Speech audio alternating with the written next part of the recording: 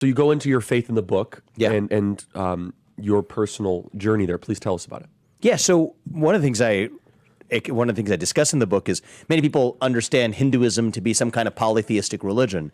Actually, the truth is the way I describe myself is I'm an ethical monotheist. I believe there's one true Love God. that. Yeah, I mean, it's deeply intertwined with the Judeo-Christian values that undergird this country. And the reason that, I didn't have necessarily the 10 commandments as the 10 truths, but the reason I model it, and I'm a big fan of lists as well, is I do think that we as human beings need to take that divine order and make it very practical in the way we live our lives. I read the 10 commandments for the first time when I went to St. X High School in Cincinnati, where I went to high school. But it didn't feel like I was reading them for the first time because that was the same value set that I was raised in, the same worldview that this country, I think, was built on, the same view that our founders had of God. That's the view that I share as well, that there's one true God and he puts us here for a purpose, and it's our duty to realize that purpose. And I think it helps me a little bit reach people who are at least secular atheists with at least reinstilling a belief in God, like that man in Ohio. Even though my belief system and at least my value system, I should say, theology may be a little different, but the value system is deeply aligned with the Christian worldview. I think that if I'd called myself a Christian, I don't think I would have been able to bring that guy along to at least faith in the idea of God. But the idea that I'm able to do this as somebody who's looking at this from a different perspective, I hope puts me in a position to open more hearts and minds in this country to the idea of God, and also to living a moral life grounded in the idea that these ideals aren't just secular inventions, but are divinely inspired.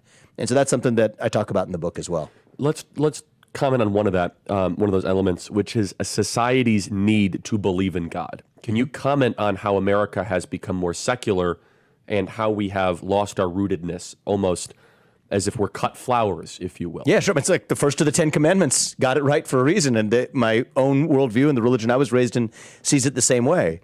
There's one true God, but when you stop believing in the real thing, you start believing in false gods instead. I mean, you could take the biblical analogies of the golden calf. Well, it didn't take very long for them to build the false idol.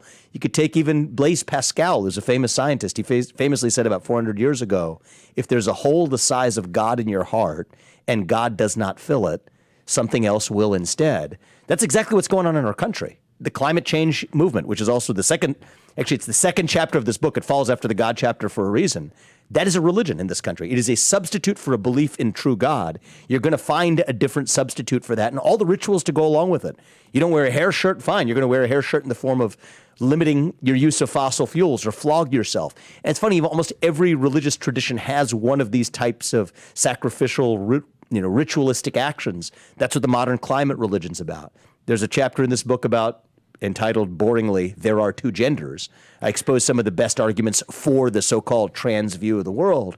But that too is a religion, because it rests on all kinds of contradictory suppositions. But from the climate movement to the trans movement to the woke movement to, you could think about even, why is it that we pledge allegiance to other countries? Why are more people pledging allegiance to the flag of Ukraine than that of the United States of America?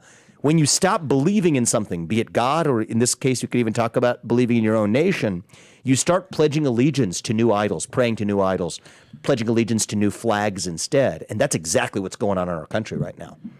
Well, Vivek, you inspired something. I don't know if you saw this story, but I mean, the research. Go ahead and throw up 133. This is a crazy story. And it's, we're in the midst of a heated election season, so I don't know if it's getting the attention it deserves. But this U.S. study on puberty blockers, they are not releasing it because they basically found that puberty blockers don't help the mental health of children. In fact, they might hurt it, and they're not releasing the findings because of politics. Oh, it's the same thing. So you could draw an analogy between these two vastly disparate subjects, right? You could see the same thing happening with respect to climate science, which actually Steve Koonen's book, for example, exposes this. I talk about this here as well. It's the same pattern where it's not science if there's selective disclosure of what conclusions you arrive at. Of course. It's actually just an agenda disguised as science. I think that's one of the threads through this entire book. I start with God is real, but you look at every one of the other topics I address in this book. Reverse racism is racism. The climate change agenda is a hoax, and that is... Yes, I stand by that. That's the title of chapter 2. I want to spend time on that. Yeah, we could talk about the There Are Two Genders chapter, but one of the common threads through the first half of this book is when you stop believing in the real thing, you start believing in false versions of it instead. And the second half of the book is the same thing as it relates to national identity. And one of the chapters is nationalism is not a bad word. And the civic revival and that civic deficit, I think, is an important part of what we're missing in the country as well.